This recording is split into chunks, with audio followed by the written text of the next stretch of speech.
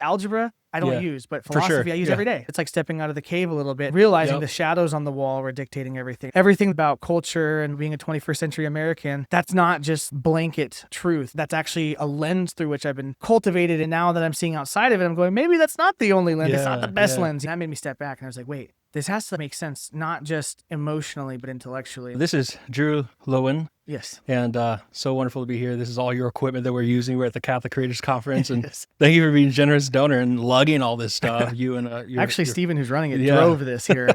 I had to cop out and fly because I have to go to Rome next week. So I was like, oh, you got to drive it, man. I'm sorry. So shout out to Stephen. Man, this is awesome to be here. My first year, second year of the conference. And I want to talk about philosophy. So let's talk about it. I'm always game. So you were just telling me earlier that you had a couple of philosophy classes that kind of changed your life. And wait, did you study theology then? Or yes. You just kind of, okay, tell me a little bit about that. Yeah. So I decided to study theology at Grand Canyon University. I was Protestant at the time. And I was like, I think I'm going to be a pastor. Felt that call at that time. And then I had to take 2 philosophy classes. Required. Required. And then a lot of, philosophically aligned material just in studying theology. Like you're reading some of the great philosophers. It was like intro to philosophy and then ethics. So cool. So did a lot of reading, and just like ethics through the ages and different ethical systems. But the first one had a really great professor. Is actually Dr. Kyle Strobel, so son of Lee Strobel. Yeah, I know him. Yeah. Yep. Okay. He and I have talked. Yeah. Oh, really? We're okay. Facebook friends. Yeah. Well, if he ever sees this, he kind of changed my life. And I think a lot of people in that class, it's required for whatever major you're taking. There's a lot of people that are like, let me just get my C and move on. But his lectures were so engaging, and it was like really like got me to think. And I was like I would say I was an intellectual person before. I wanted to study theology, but like the depth of thinking that philosophy requires, like thinking about what you're thinking about and thinking about metaphysics and, like truth and meaning and how even like human decisions impact things, like how does the invention of the clock impact our view of our own humanity? Like we talked about those things and I just ate it up. I think ever since that class, that's kind of really informed how I think. And what it made me realize is before then, I just didn't really have a grid for how to think about living the good life, and that was a term I got, from reading philosophy, like what is the good life and what makes someone virtuous and why is virtue important. Before that, it was just kind of, here's what my parents did. Here's kind of what culture tells me to do. I'm just going to kind of float through life and not really take a second to take stock and wonder about, okay, is this the best way to be human? Why are we doing it this way? Yeah. What made it to where this is where the culture is, And when you kind of step outside of that, it's like stepping out of the cave a little bit and realizing the shadows on the wall were dictating everything. And like for me, that's exactly how it felt. Because I was like, so everything that I learned about culture and like, being a 21st century American, that's not just like blanket truth. That's actually a lens through which I've been, cultivated in. And now that I'm seeing outside of it, I'm going, maybe that's not the only lens. Maybe it's not the best lens, I think that really just opened my eyes and it's powerful. So I've always been an advocate since then of like, we need to think deeper. We need to have like philosophical literacy, right? Like I wish that I had taken those classes in high school. Like algebra, I don't use, but philosophy I use every day. I use it every day. Yeah. It's super interesting because, it's at a very formative time when people usually take their first philosophy class, unless you do like classical education. It's usually Christian classical education based on a classical model from the medieval ages. It'd be nice to start doing that, in elementary school, start learning your logic and rhetoric and so on, and these questions about the good life. But also in intro to philosophy class, there's like 100 different ways you can structure that class. So like that one I've never done, like what is the good life? I've seen other people do it. I'm glad you got that take because I think it's super helpful and instructive and, informing. But you could take, I try to get to the virtues, especially no matter what class we cover, even if it's like I don't know. So I've never taught philosophy of science, but even in philosophy of science class, for example, you can be like, you need virtue. You need to be like a good steward of the data or something like that. Right, like it's very important. Yeah. Right. Well, yeah. Right. I mean, like, if you're studying medicine, but you don't have any virtue formation or ethics behind that, you might start doing some sketchy things with medicine. Oh, for sure. Not that that's ever happened, but like, Yeah. But this is very important for the Christian life as well. Like, kind of where were you before you said it? I mean, I suppose at a very formative time, when you're growing up, starting to take ownership in your beliefs, especially become more responsible as a young adult, and then not just believing things, but finding out why you believe those things and deciding whether you want to continue believing those things. So so that's not a story that's unheard of. But like as a Christian, also, were you raised Catholic? No, I went to Catholic school because it was a good school. I was wondering Grand Canyon. I was like, how'd you end up there? And then, Grand Canyon, because I became, well, I was kind of grew up nominally Christian, and my parents we went to church sometimes. Christmas, Easter. Times are tough, go to church. Times are really good, go to church. Everything's normal, don't go to church. You know, that type of thing. And then in high school, I ended up going to Young Life a lot. My mom actually forced me to go to Young Life because she's like, you got to do something. You can't just play Call of Duty. And I was like, it's like a parachurch thing. Yeah, exactly. Okay, cool. And that was kind of where I would say came to know Jesus. Nice. In high school? Yeah. Okay. I feel like I knew Jesus a little bit from Catholic school. Like there was some really good formative stuff there. And I wasn't Catholic though. So I was kind of like, okay, I'm half in, half out. Not, can't take communion. So I don't know, Right. But Young Life was really good for me. And then I started taking it more seriously, like going to youth groups and stuff. And maybe this is a premonition to why the philosophy class was so important. But my senior year of high school, I actually encountered my first like serious atheist.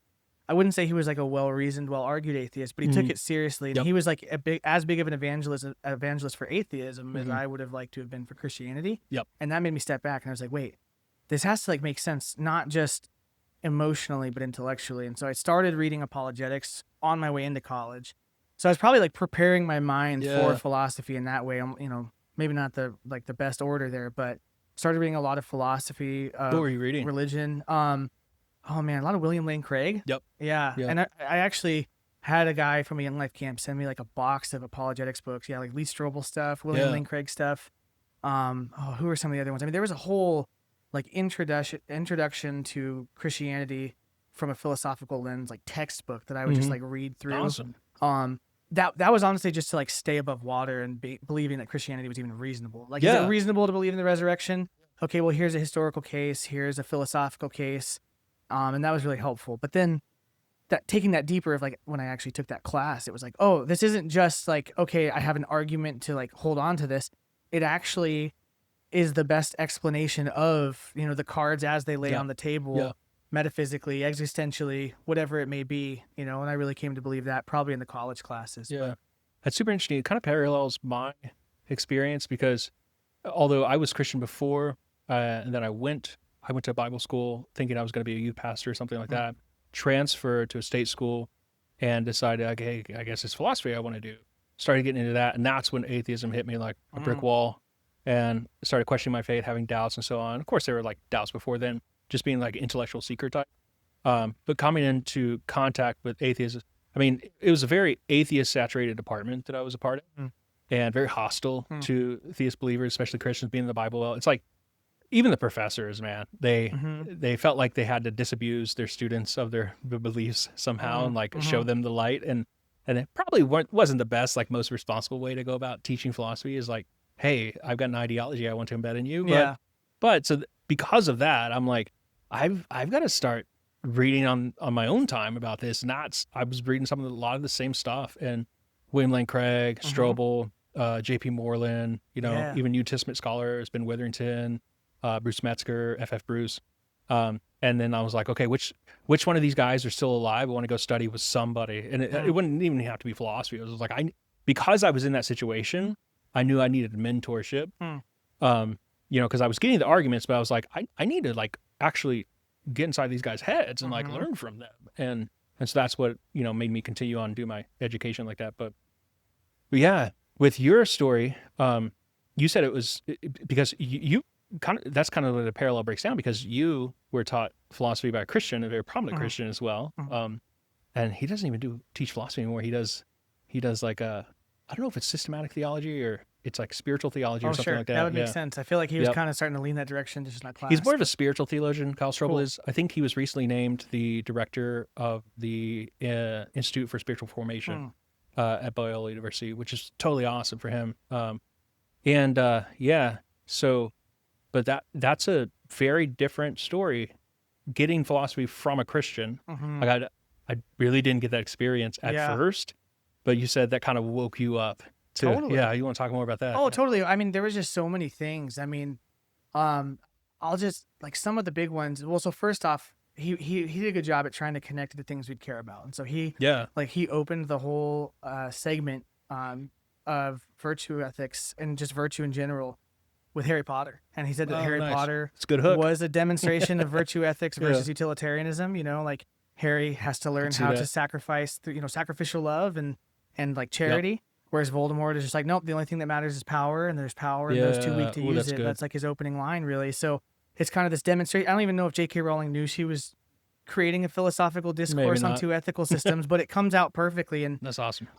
That was like, I was like, oh, I like Harry Potter. And then I was like, oh, that makes sense, because that is like, you read Harry Potter and you're like, yeah, we should be like Harry and not like Voldemort, right? Yeah.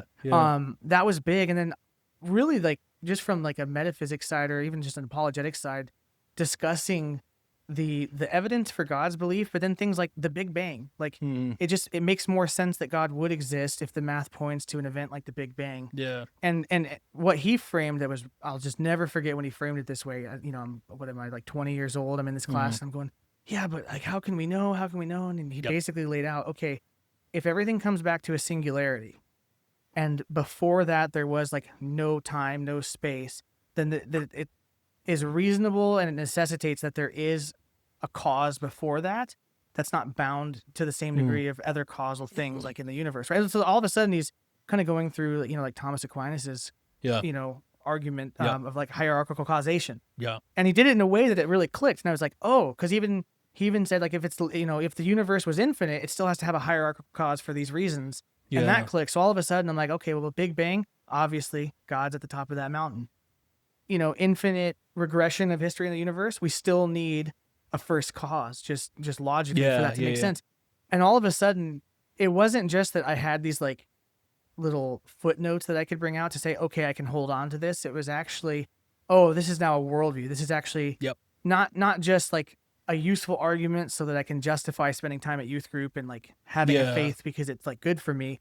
But now it's actually making the most sense in the world, and it's not a struggle to believe. I mean, I still have doubts, but I think what it made me realize is that I can doubt my doubts, because for sure, most of those are like emotional and flippant and not rational. But yeah, that was huge for me, because it was like, okay, there's really good reasons to believe this. And what's interesting is that it's not just arguments detached from my lived experience. The philosophy that was, forming me from those classes and from those experiences was Christian philosophy, and has a direct experience on my existential reality, like how I live my life, how I feel about my life, how I feel about other people. Like, it's all connected. It kind of explains everything. That became a temptation, though, for sure. Like, especially as a Protestant in a more Reformed university. Yeah. Then Calvinism becomes like a really tight intellectual system, and then that's kind of where I went next. Was like, okay, Reformed theology. Oh, okay. And really was reading a lot of that stuff because of that. Right, I became almost hyper intellectual. Mm-hmm. But it makes sense. Like, if there is objective truth, then it makes sense that it would be something we could know, or at least, we're finite. Maybe we can't know all of it, but it makes sense that the world seems ordered. There seems to be an explanation for it. Like, if I find a watch in a national park, I'm going to assume someone put it there. Mm-hmm. So we look at like the fine tuning of the universe. We look at, our bodies. Like, there's just so many things that were pointing to God, that it went from like holding a little candle of faith to like this blazing fire. Like, oh, this is so obviously true. So when I have a doubt, it's no longer, okay, well, science is winning and eventually we'll just drop this. Right. It's actually, when I have a problem of faith, it's probably a spiritual issue more than it is like an intellectual one. So that's a lot of word vomit about how I guess I was feeling in college, but for sure. Well, let's start to dissect some of these, if you don't mind. Yeah. Because I was just talking about this yesterday. I did a stream. All the time, things like cosmology comes up, moral relativism, how do we ground truths, like morality, like you were talking about Big Bang and so on. And in our discussion yesterday, it just came about that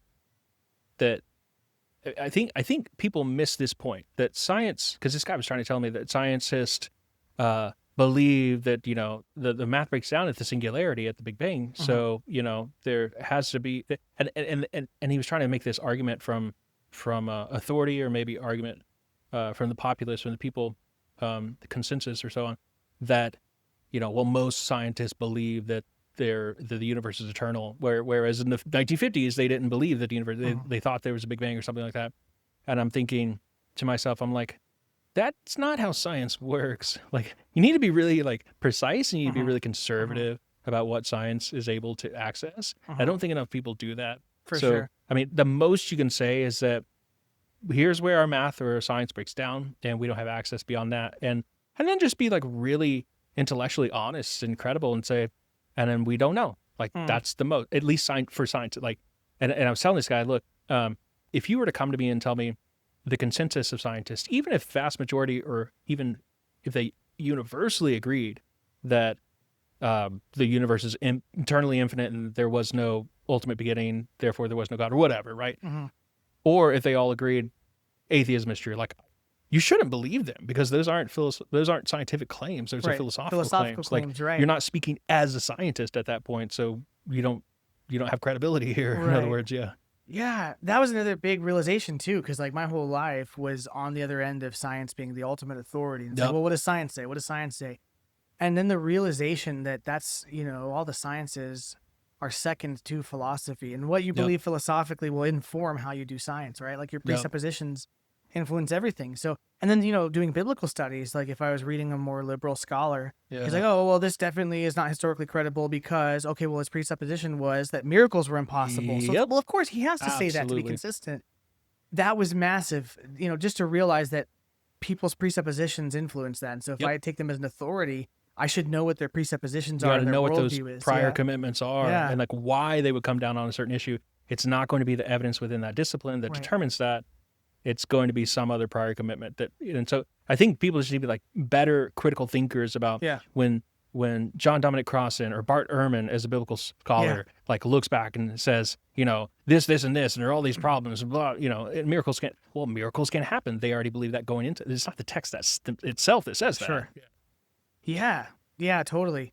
Yeah, and then what that led me to, this is I guess just like a synopsis of my thinking, and I come back to this point a lot. And I was telling you before this, I'm not up to snuff on my philosophy lately, like the past 4 or 5 years. Kids, family, career, I haven't really been totally reading, get it. But it's still ingrained in me and it's shaped me, right? Of course. One of the big realizations I had probably my junior year, and every once in a while I remind myself of this, and I'm like, oh, it's exactly what we were just talking about, that they have their data points, but their presuppositions inform how they interpret that data in a lot of different ways, in a lot of different disciplines and areas. And what that means is that, they're philosophical presuppositions, but ultimately they're faith in whatever it's in. Yep. And I started to see this, right? So I'm starting to almost like meta-analyze people's communication and their presuppositions and their worldviews. And I started to realize that at the end of all of it, like if you go to the bottom of the barrel of what makes that scientist come to that conclusion, okay, he's got the data points and then his presuppositions, and behind that is like a statement of faith guiding that, whatever it's in, whether it's in nothing or whether it's in Buddhism or Christianity. And then I just had this moment, I'm like, wait, so faith in a set, like we're all having to entrust ourselves to something, whether that's even just I entrust myself that my 5 senses kind of work. Absolutely. Which like, I know my eye has a blind spot, but I still trust my eyes. I still got a blind spot in my eye too. Yeah. But so, and like, and without these glasses, I really can't trust them, but I still do. I trust that the sun's going to rise. I trust that my car has sat there for a night and the wheels and the axles are okay. Yeah. Sometimes they're not, and then you have a bad day, but like, we have a lot of trust that we put into all sorts of things. And it seems that, it's a part of the human experience to have faith in things. So then all of a sudden the idea that having faith in God, having faith in a creator doesn't seem that far-fetched if we have to have faith in, the weather, our communities, our families, our cars, these camera systems. I don't have faith in them. I don't trust these at all. That's why I got so many like backups and stuff. But you know what I mean? I started to realize that everyone has faith in something, and that like you almost can't. I don't know how you could actually live a human life without entrusting yourself to something. Yeah. And I'm not even saying in a positive religious sense, but I feel like if you truly were like, I can't trust anything at all, you'd enter like a deep nihilism. Yeah, right? Of course. Yeah. And it's important. And like, so a non-religious person or atheist will say, I totally don't buy it. I mean, because you're talking about faith and that's a religious thing. It's not necessarily, faith is not necessarily religious. I mean, we have faith in all sorts of things, like all the examples you gave. So call it whatever you want, call it faith. And even if you call it faith, it don't mean of the religious type or the spiritual type, faith in a higher power, but it's faith in something. Yeah. And it's, so even in science, like you were saying, you have these unprovable assumptions, like I assume that, even the things that you do in science to make science workable, like for example, assuming that the speed of light is constant, or assuming that the person who collected the data is a trustworthy person. Like all these things, science can't prove, and you got to just assume. Right. So, yeah, there's a lot of things that you just take on faith, and that's the way I think it's supposed to work, because human beings are finite. You're not supposed to know it all, and I think that's a weird assumption anyway. A lot of people you'll run into, it's like we've gotten so independent and so autonomous as individuals that they think that they're supposed to know it all and figure it all out. And it's like, dude, that's not how knowledge works at all. So you've got to rely on others. You got to rely on testimony all the time. I rely on my weatherman for the testimony. You know, I rely on all these sorts of things. So I think it's just a matter of being consistent and realizing you're doing that in every other area of your life. So why think that it's going to be somehow different when it comes to like worldview matters? Right. And that, you know, what I love about that is that that reality that you just described fits perfectly within the Christian system because it's relational at its core, right? Yeah, absolutely. The core of the universe is relational, and if God is Trinitarian, then that makes perfect sense. Like if God in and of himself has this relationship of three persons, you know, we can't ever fully describe what that even means, but that means that at the bedrock of reality is relationship, right? So then it makes perfect sense that we have to have this interdependency with each other, with you know, the world around us. We have to rely on each other, and even like my own self-definition is not, you know, sorry Maslow, it's not entirely self-created. Like it couldn't be, you know. I take so much of who I am and where I come from my family, from where I grew up, and that's like just like obvious, right? But I think now we're in a place in the modern era where it's not as obvious, or you know, common sense isn't that common. So people kind of have this idea of I can just kind of create myself. My identity is this purely isolated individualistic thing that I discover. There's all sorts of things like that have happened too. So that was like, for me, a big eye-opening. It's like I'm finding these well springs of just rich truth and things that are informing my life in a good way and giving me solid reason to believe, reason to just like want to be alive, to be honest. You know what I mean? Like, life is beautiful. There's so much meaning. And then I'm seeing in the culture almost the exact opposite, where it's like nothing means anything. You make your own life up, whatever it is, whatever fulfills you, you discover and go after it, which is not like helpful. Like it sounds helpful. Like, you be you know, follow your truth. But it's like, well, then I have no grounding. I have no guardrails to know if I'm doing this good or not. And you're just kind of floating in the void. And I think all of that is so destructive. Just even like through how you live your life. Like if you live your life according to, you know, modern and postmodern philosophy, I think it's a recipe for like disaster and loneliness and you know, depression's risen, and there's all these factors, and that, well, okay, but it still might be true. But the fact that living as a committed Trinitarian Catholic, I actually feel like just my life is a lot better. That's something about it works, even just on a lived experience level, and that's not for nothing.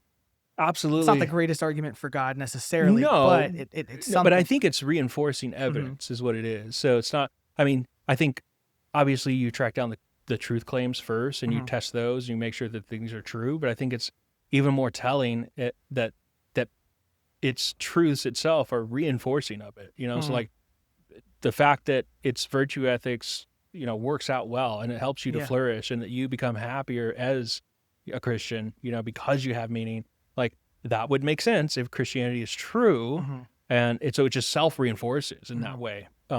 It's not the one single leg on which to build the entire argument, of course. And many people will approach it this way. They'll say, I was even talking to a guy yesterday. He was like, you know, what benefits are there in Christianity? You know, when I could just go be a Buddhist or something. It's like, can you tell me, you know, if I can be a better person following Jesus than being a Buddhist? And I'm like, it's not about that. It's about the truth claims, first of all.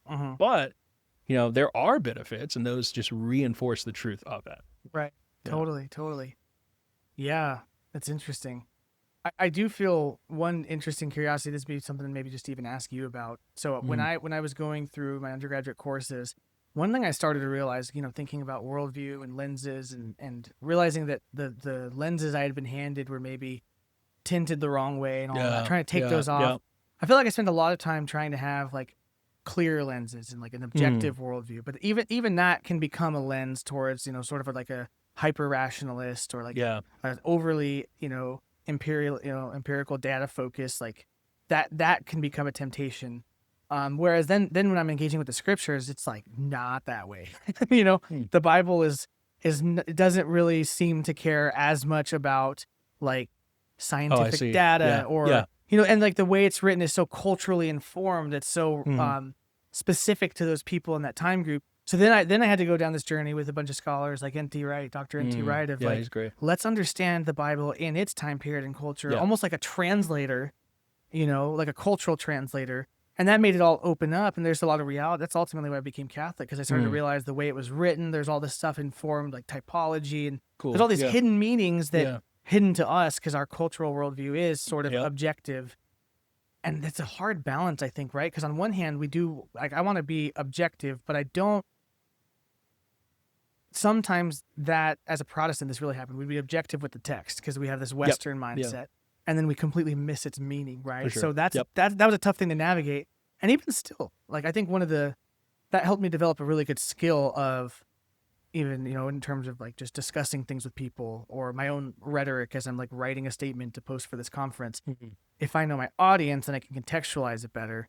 And yet also being objective, like there's this balance. So, I would be curious to know, what are your thoughts on how can we explore the objectivity of something with our own finiteness and our own cultural, I guess, biases and view, and like to some degree it probably just doesn't matter. Like you're gonna have your cultural biases that might be kind of built in, and you know them and you're aware of them, but then to step outside them without that becoming an unseen cultural awareness, right? Because like with the biblical scholars, for instance, they thought they were outside and objective, but really that was just a different lens through which they were viewing the scriptures and missing a lot of things. For sure. It's kind of a mind twister. Yeah, I totally get it. Humility, of course, helps. Because it's easy to fall into this trap of, I've got the objective viewpoint, Yeah, some people just say it too. Yeah. And I feel like that sometimes. And I mean, but you're at that viewpoint that you hold because you believe it to be true. Why else would you, so you think that you've got a lock on it. You understand it to be right or whatever. That's why you hold it. So, at the same time, there's a lot of blind spots. But with respect to like, let's just take like early Christianity. I think that obviously you do need that cultural context to be able to get into the text and understand the meanings of what things are that are being said and the way people are interacting with each other.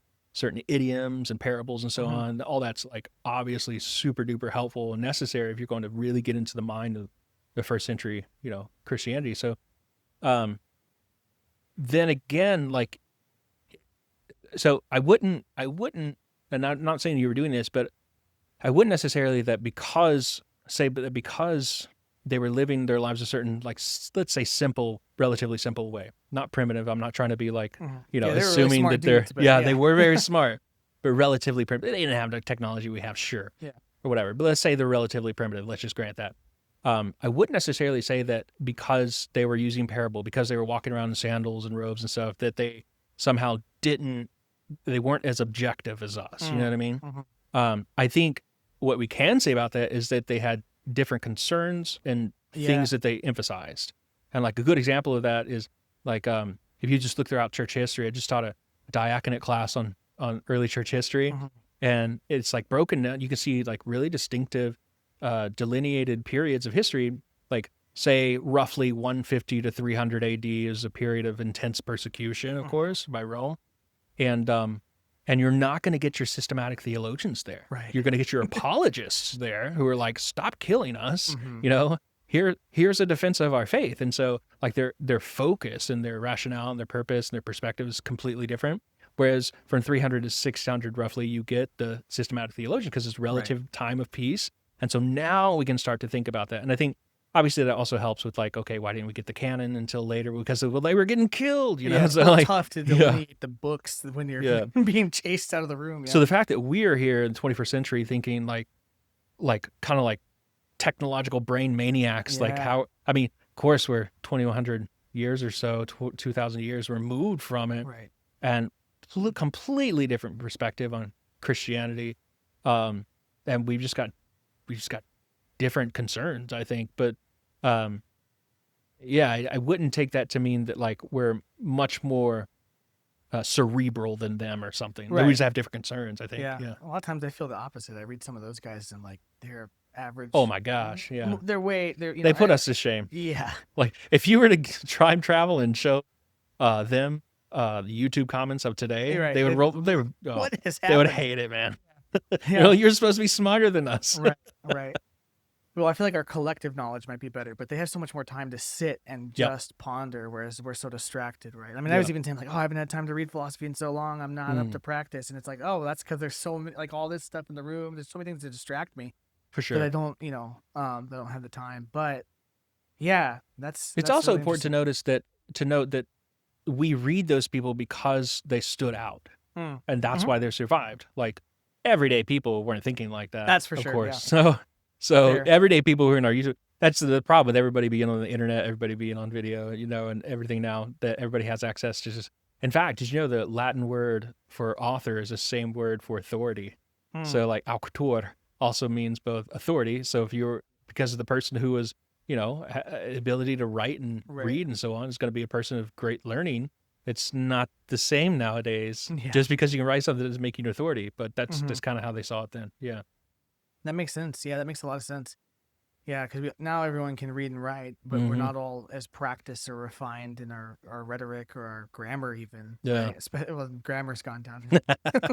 It sure has. Yeah. Now we're going back to cave drawings with emojis, man. Yeah, it's all just pictures now. Yeah.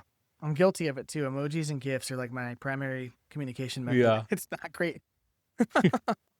Yeah. Yeah, that's interesting. Yeah. I think what's really interesting about all of this for me, like philosophy as a frame for, I think in education, it's really important. Like I was saying, I wish I had had those classes earlier. And for me, like my kids, I got 2 young kids. I'm going to basically, if I don't give them a discourse on philosophy growing up, I'm going to be like, you need to take a philosophy class. Yeah.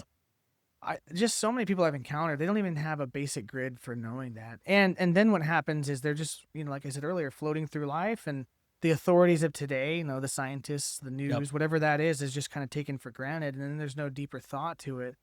And it feels like the current temperature of the room with like most people in terms of their, even just their basic understanding of history and the ideas of, some of the biggest philosophers, it's pretty sleepy. Like most people are not thinking this way. And if you mentioned Plato or Aristotle, they're gonna be like, huh, who?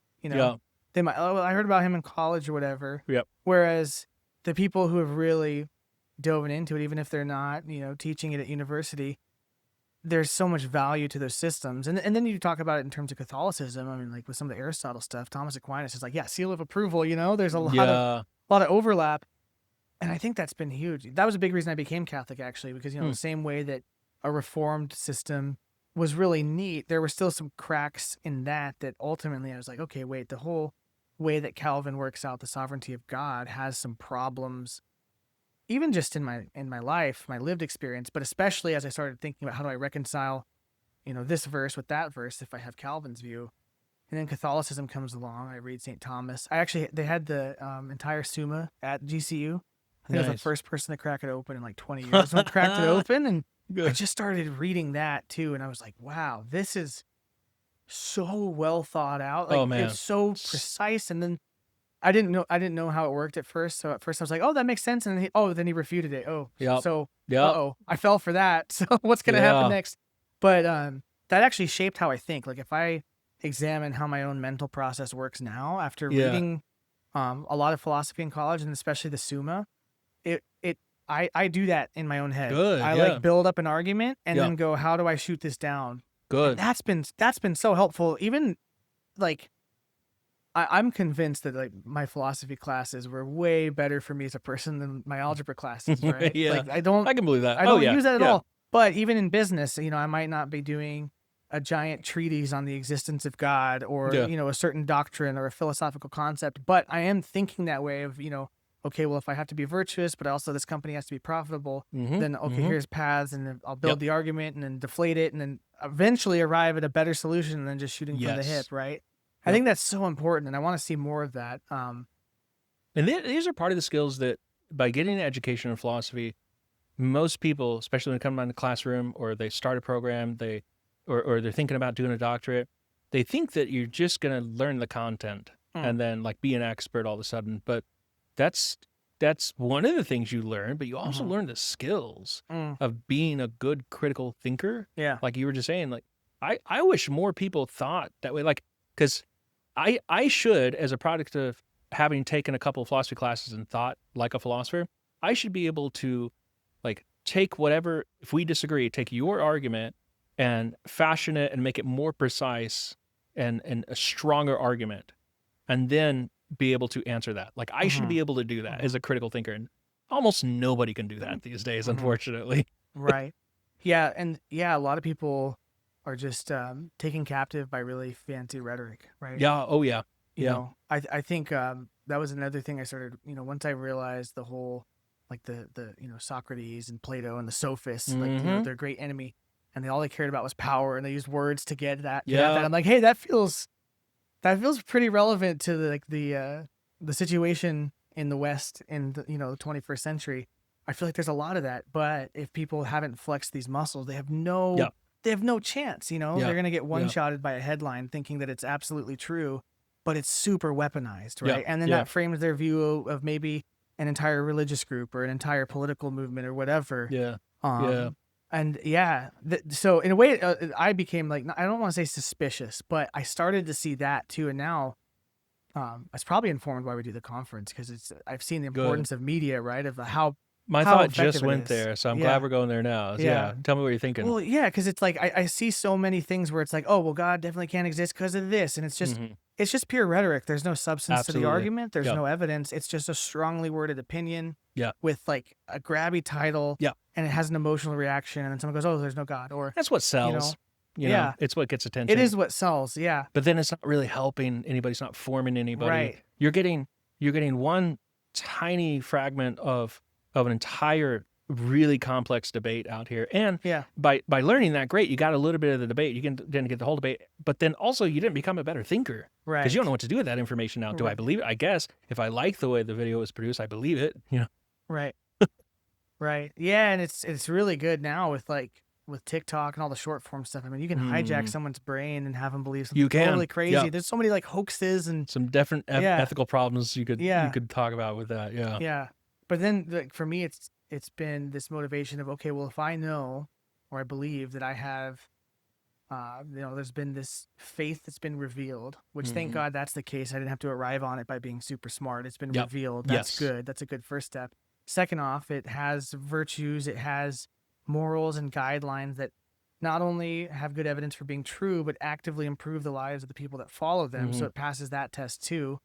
And then also, if someone finds they have an aptitude for talking about it and can be rhetorically effective, but also have integrity in their communication and have integrity in their mission, well, now all of a sudden we can compete with like the sophists of our day, right? For sure. And man, that's like, what a mission that would be, right? To be able to imagine if like this video outperformed the, total algorithm brain rot slop equivalent in the other direction that was just trying to get views and engagement, farm cash off the ad revenue, and then, who cares about them? Nothing matters, right? Yeah.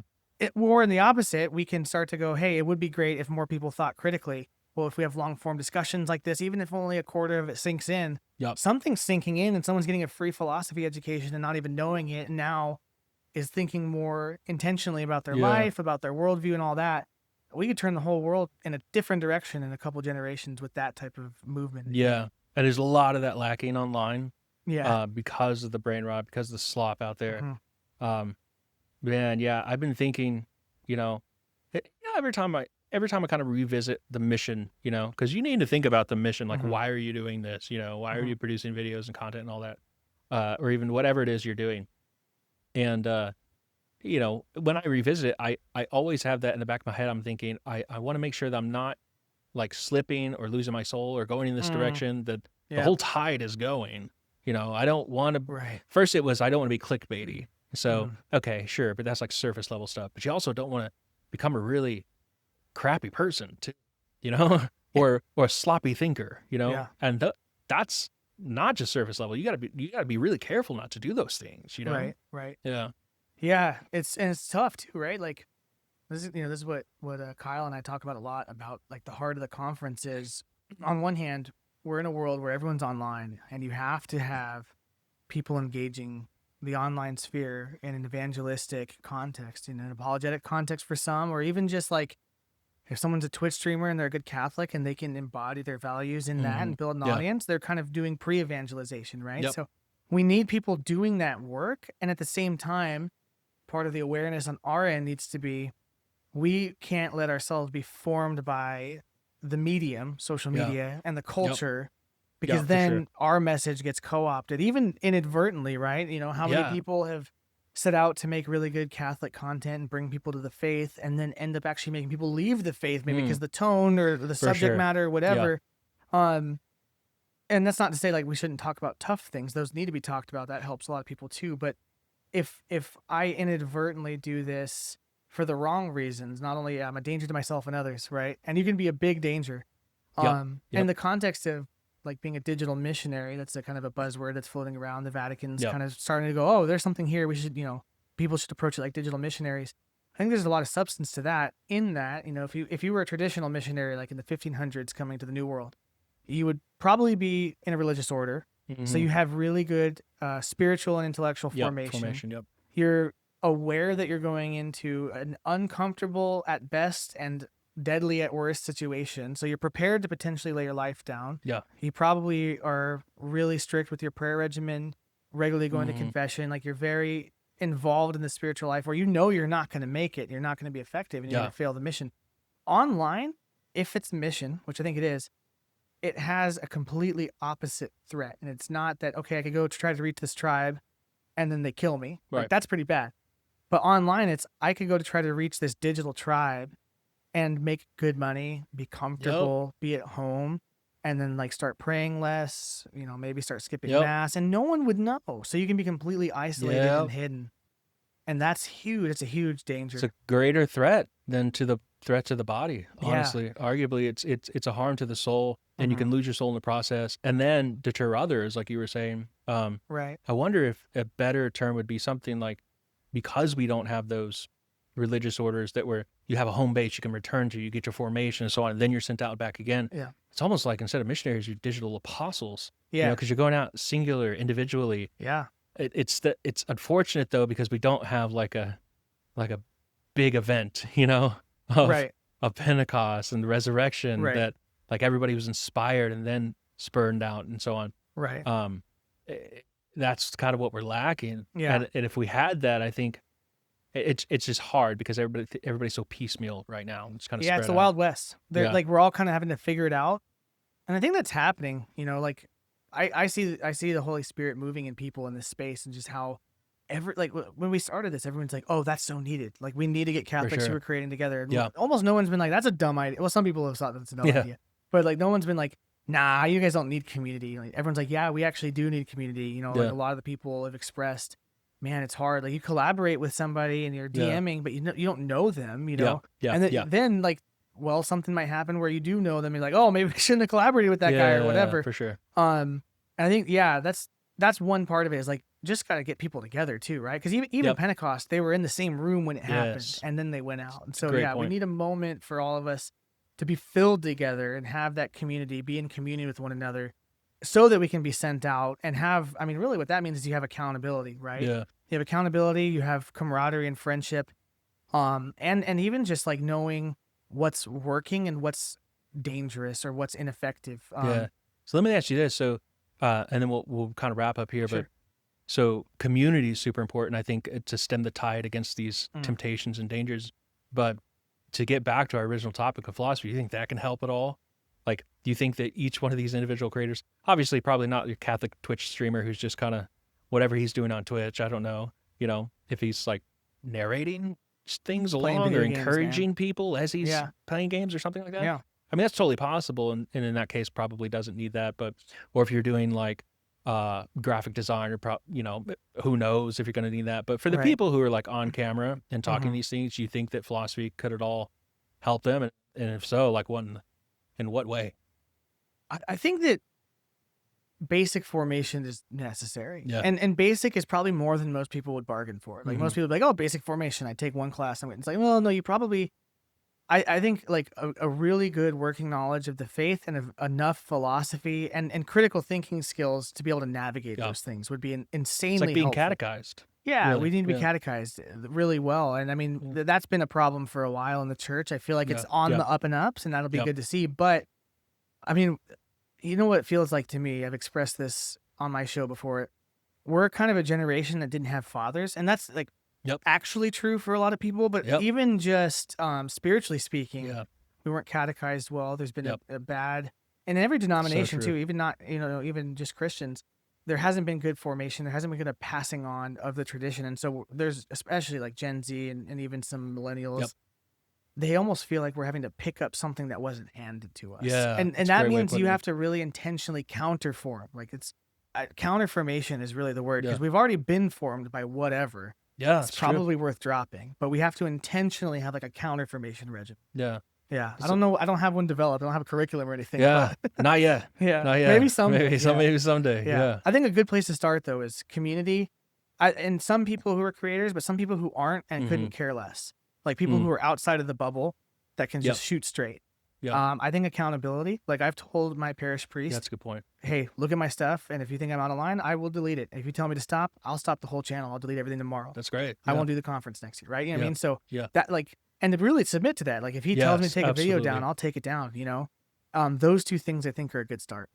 Good. Yeah. Man, this has been really enjoyable, man. Thanks, Drew. Yeah, thanks. Thanks for having me. And we'll just cut it off there, and hope to talk to you again sometime. We won't be in this room. No, this will look very different. Like it'll look very different. Yeah. So, man, thanks for letting me do this with you. I appreciate you. Yeah, thanks. All right. Cool. Hopefully that was all right.